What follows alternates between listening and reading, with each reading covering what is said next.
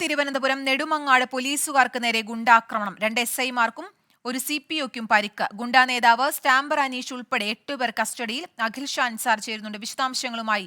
അഖിൽ ഷാ, എന്താണ് ഗുണ്ടാക്രമണത്തിന് പിന്നിൽ? എന്തൊക്കെയാണ് ഏറ്റവും പുതിയ വിവരങ്ങൾ?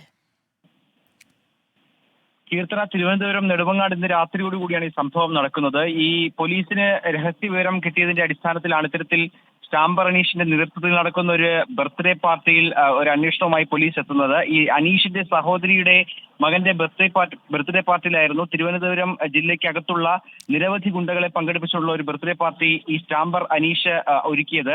അതിലേക്ക് നേരത്തെ തന്നെ പോലീസ് ഈ പാർട്ടി നടത്തരുതെന്നുള്ളൊരു വിവരം പോലീസിന് ഈ അനീഷിന് നൽകിയിരുന്നു. പക്ഷേ അത് നിരസിച്ചുകൊണ്ടാണ് ഇന്ന് ഈ പാർട്ടി നടത്തിയത്. പോലീസ് അവിടെ എത്തുമ്പോൾ ഏതാണ്ട് 20ഓളം ഗുണ്ടകൾ ഈ പാർട്ടിയിൽ പങ്കെടുക്കുന്നുണ്ടായിരുന്നു. ഇത്തരത്തിൽ പോലീസ് തടയാൻ ശ്രമിച്ചതോടുകൂടിയാണ് ഈ അനീഷിന്റെ നേതൃത്വത്തിലുള്ള സംഘം പോലീസിനെ ആക്രമിക്കുന്ന ഒരു സ്ഥിതിയിലേക്ക് കടന്നത്. എന്തായാലും ഈ സംഭവത്തിൽ 2 SI-മാർക്കും അതുപോലെ തന്നെ ഒരു CPOയ്ക്കും പരിക്കേറ്റുണ്ട്. ഇവരെ ആശുപത്രിയിലേക്ക് പ്രവേശിപ്പിച്ചിട്ടുമുണ്ട്.